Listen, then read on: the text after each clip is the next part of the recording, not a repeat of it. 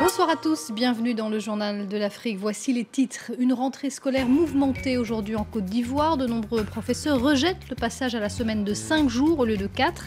Certains élèves ont même été sortis de leur classe par des instituteurs en colère. Une réforme qui est pourtant nécessaire pour relever le niveau des élèves ivoiriens, selon le ministère. Cela fait 2 ans que la force de l'ONU est déployée en Centrafrique. Son patron, le Gabonais Parfait Onanga Onyanga, nommé pour mettre fin au scandale des agressions sexuelles commis par des casques bleus, nous a accordé un entretien à Bangui. Il reconnaît des manquements graves, mais défend le bilan de la MINUSCA. Pendant des décennies, ils ont fait la gloire de la Guinée à l'étranger. De Paris à New York, les ballets africains ont enchaîné les représentations. Aujourd'hui, vieillissantes, les anciennes vedettes tentent de former la relève à Conakry. 3 millions d'élèves ont donc repris le chemin de l'école ce mardi en Côte d'Ivoire. Une reprise agitée. Une partie des instituteurs protestent contre le passage à la semaine de 5 jours. Mais la mesure ne passe pas pour nombre d'entre eux. Certains parents d'élèves également sont mécontents. C'est ce qu'ont pu constater Arnaud Froger et Anna Sylvestre-Renner. Étrange rentrée pour les élèves de cette école d'Abidjan. À peine commencés, les cours sont déjà terminés. Des professeurs extérieurs viennent de leur intimer l'ordre de quitter leur classe. Ils protestent contre l'instauration de la semaine de 5 jours. On se repose. On nous demande, nous, enseignants du primaire, de venir à l'école le mercredi. Or, le mercredi, c'est notre jour de repos. Nous ne sommes pas d'accord. C'est pour cela que nous manifestons jusqu'à ce qu'elle retire purement et simplement cette totalité sauvage. Une opération au coup de poing, mais qui reste isolée dans la plupart des écoles d'Abidjan comme celle-ci. Les élèves reprennent doucement le chemin des classes, mais certains syndicats enseignants restent fermement opposés à cette réforme. Ils ne veulent pas d'un jour de classe de plus. Il faut dire que beaucoup de professeurs utilisaient cette journée pour dispenser des cours privés et payants. Du côté des parents d'élèves, la question continue de diviser. Mercredi, ça fatigue les enfants. Lundi, mardi, mercredi, jeudi, vendredi, ça va beaucoup les fatiguer. Si l'école de mercredi vient, ça peut permettre aux enfants de plus développer leur intelligence et puis travailler beaucoup à l'école, quoi. C'est ce que moi je vois.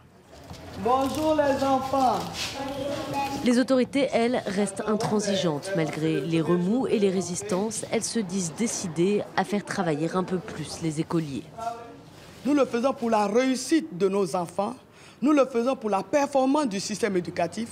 Nous le faisons pour que nous ayons un système éducatif compétitif, pour que nous ayons des enfants qui puissent aller compétir avec leurs camarades de partout dans le monde.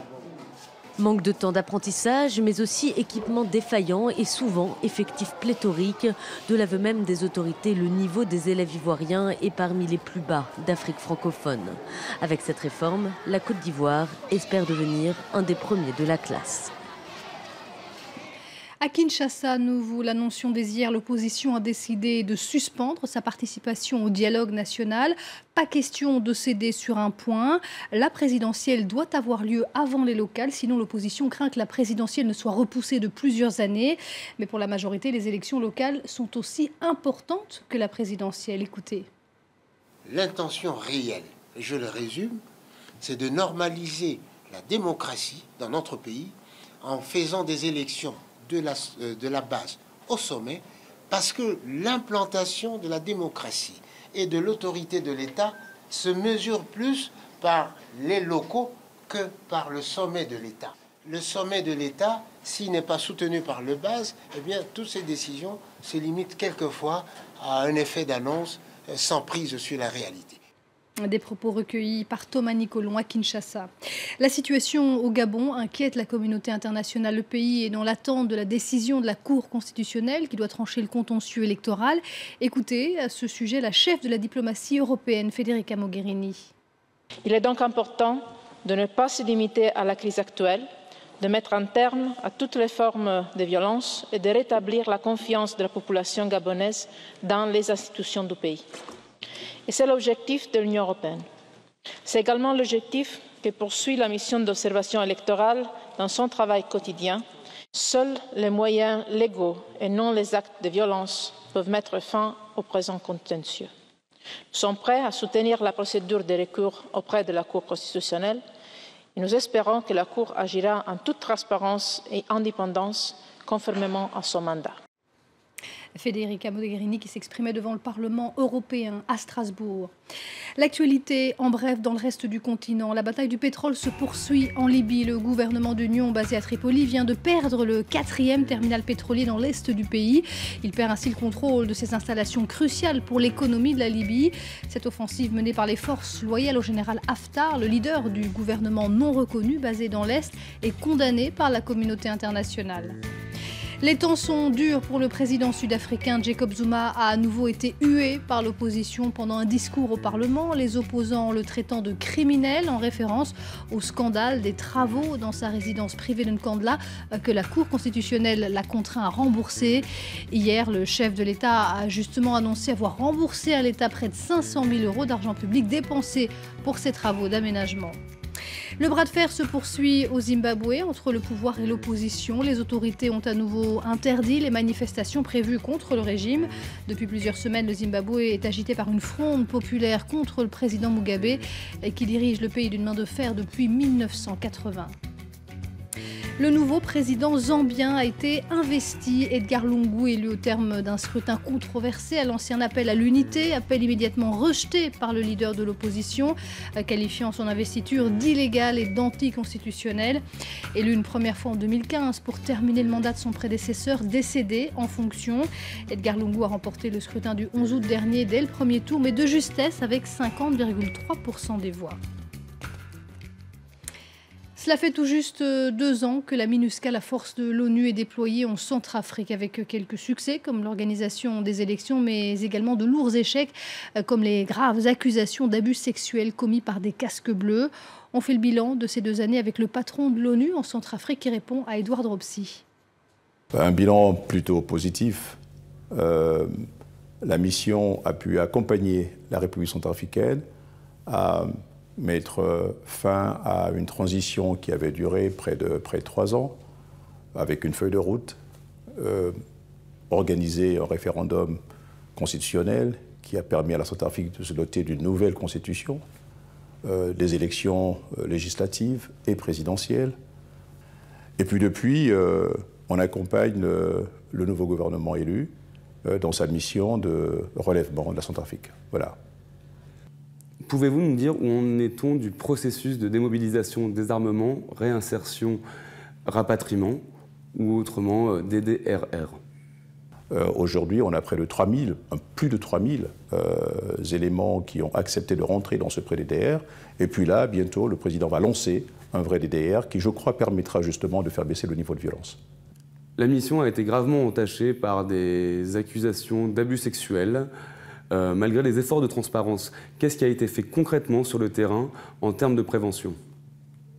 Nous opérons le contrôle justement de nos propres troupes et lorsque toutes ces mesures ne produisent pas d'effet suffisant, nous demandons le départ de nos troupes. Et cela a déjà été le cas et toutes les fois que nous serons contraints de reprendre les mêmes mesures, ben, ce sera fait. Ce que je veux dire, c'est qu'il y a effectivement une tolérance zéro dans cette mission. À son arrivée, le président Touadéra a dit à demi-mot regretter le départ des troupes françaises Sangaris. Comment la MINUSCA va réussir à assurer cette transition?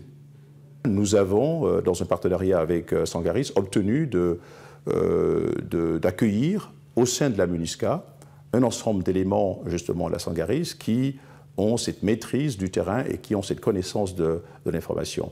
Quel avenir pressentez-vous pour la Centrafrique? Écoutez, moi je suis confiant. J'ai foi en ce pays. Je crois que nous sommes nombreux à le penser. Le chemin parcouru est considérable. J'ai conscience du fait que la distance qui reste à parcourir est immense. Et le patron de l'ONU en Centrafrique était interrogé par Edouard Dropsy à Bangui.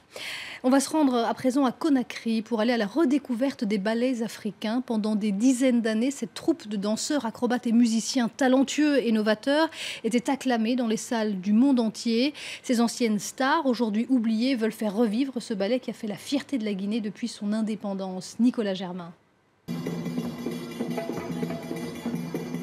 Ils sont les héritiers d'un passé prestigieux. La troupe des ballets africains a beaucoup voyagé, notamment aux États-Unis, et fait connaître la Guinée à travers le monde. Créée au début des années 50, elle a eu du succès jusqu'à la mort du père de l'indépendance, Sékou Touré, en 1984. Car ensuite, son successeur Lansana Conté était moins porté sur la culture et les financements de l'État ont disparu. Aujourd'hui encore, les temps sont durs. À l'heure là, c'est difficile parce que avec la Première République, tout le monde était fonctionnaire de l'État. Jusqu'à présent, c'est surtout ce côté-là qui nous embête. On fait travailler les jeunes qui ne sont pas payés. Sauf quand on donne des spectacles quelque part, le peu qu'on gagne là, on leur donne. Le ministère de la Culture promet une relance des ensembles artistiques nationaux, mais pour l'instant, les répétitions ont lieu au siège de l'Assemblée nationale, car la troupe n'a même pas de local. Certains se sentent mal aimés dans leur propre pays. Quand on vient en Amérique ou bien en France, non, on est comme ça. Ici, on n'est pas accueilli bien, mais quand on vient dans un autre pays, le ballet africain, tu vas voir. Malgré les difficultés, les anciens aiment transmettre leur savoir aux jeunes générations. Nous sommes là, on attend les ballets vivent encore bien. Il y a encore un sang chaud là-dedans, et parce que c'est plein de jeunesse, c'est plein de jeunes. Ils sont toujours volontaires à faire ce métier. Cette troupe, ce ne sont pas seulement des danseurs, mais aussi des musiciens de talent. Tous n'ont qu'un seul but, que les ballets africains de Guinée retrouvent leur heure de gloire.